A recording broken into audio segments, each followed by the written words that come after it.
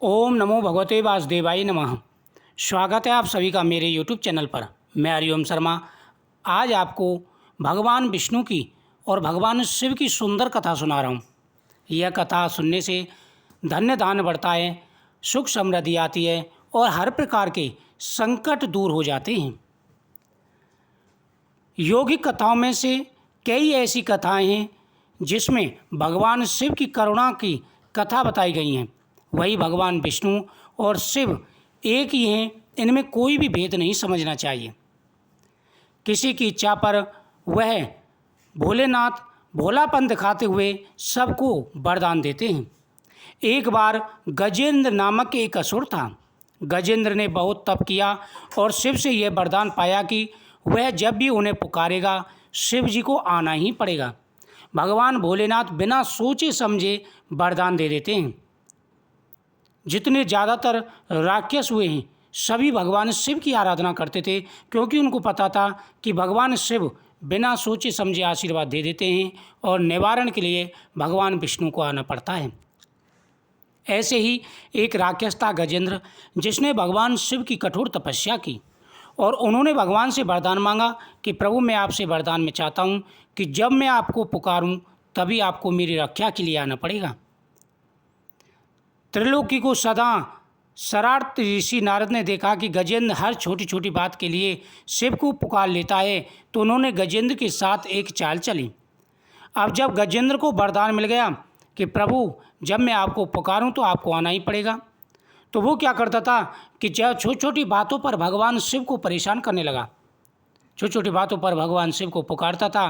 देव ऋषि नारद ने यह देखा तो उनके मन में एक चाल चली। उन्होंने गजेंद्र से कहा, तुम शिव को बार बार क्यों बुलाते हो? वह तुम्हारी हर पुकार पर आ जाते हैं, क्यों नहीं तुम उनसे कहते कि वह तुम्हारे अंदर आ जाएं और वहीं रहें, जिससे वह हमेशा तुम्हारे अंदर होंगे। गजेंद्र को यह बात अच्छी लगी और फिर उसने शिव जी की पूजा की। जब शिव जी उनके सामने प्रकट हुए तो वह बोला, आपको मेरे अंदर रहना होगा। अब भगवान शिव को वह प्रसन्न करने लगा। देव ऋषि नारद ने कहा कि भाई तुम छोटी छोटी बातों पर भगवान को बुलाते हो और भगवान को आना पड़ता है, इसलिए तुम भगवान शिव से वरदान मांगो कि वह आपके अंदर ही रहें। उसको बात अच्छी लगी। उसने भगवान शिव को प्रसन्न किया और उनसे कहा कि प्रभु अब आपको मेरे अंदर रहना होगा, आप कहीं मत जाइए। शिव अपने भोलेपन में एक लिंग के रूप में गजेंद्र में प्रवेश कर गए और वहाँ रहने लगे। फिर जैसे जैसे समय बीता पूरा ब्रह्मांड शिव की कमी महसूस करने लगा। देवता बड़े परेशान हुए, कोई नहीं जानता था कि वह कहाँ गए। सभी देवगण और शिवगण भगवान शिव को खोजने लगे। काफ़ी खोजने के बाद जब कोई यह पता नहीं लगा पाया कि वह कहाँ हैं, तो वे चारों तरफ ढूंढते हुए भगवान विष्णु के पास गए।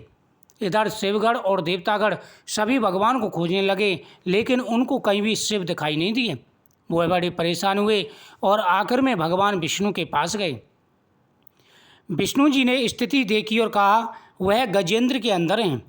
फिर देवों ने उनसे पूछा कि वे शिव को गजेंद्र के अंदर से कैसे निकाल सकते हैं, क्योंकि गजेंद्र भगवान शिव का भक्त है और वह अमर हो चुका है, क्योंकि भगवान शिव के अंदर प्रवेश करने से वह अमर तत्व को पा चुका था। हमेशा की तरह विष्णु जी सही चाल लेकर आए।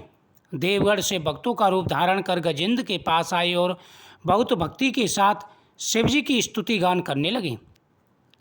शिव का महान भक्त होने के कारण गजेंद्र इन लोगों को अपने दरबार में आकर गाने और नाचने का न्योता दिया। शिव भक्तों के वेश में देवों का यह दल आया और बहुत भावनाओं के साथ बहुत भक्तिपूर्वक वे शिव के लिए भक्ति गीत गाने और नाचने लगे। अब भगवान विष्णु ने कहा कि भाई ऐसा करो, तुम सभी भगवान शिव की भक्ति करो और नृत्य करो, जिससे भगवान बाहर आ सकते हैं। अब वह भगवान शिव की भक्ति करने लगे और नृत्य करने लगे। शिव को गजेंद्र के अंदर बैठे हुए थे, अब खुद को रोक नहीं सके, उन्हें जवाब देना ही था, तो वह गजेंद्र के टुकड़े टुकड़े करके उससे बाहर आ गई और इस प्रकार से देवताओं का कार्य भी सिद्ध हो गया। देवता भी प्रसन्न हो गए और भगवान शिव जी जो है आज़ाद हो गए। इस प्रकार से भगवान विष्णु ने एक बार भगवान शिव के दिए हुए वरदान से ही अपनी युक्ति के द्वारा भगवान शिव को भी मुक्त कराया। इस कथा के श्रवण करने से हर प्रकार के संकट दूर हो जाते हैं, धन बढ़ता है, सुख समृद्धि बढ़ती है। ओम नमः शिवाय।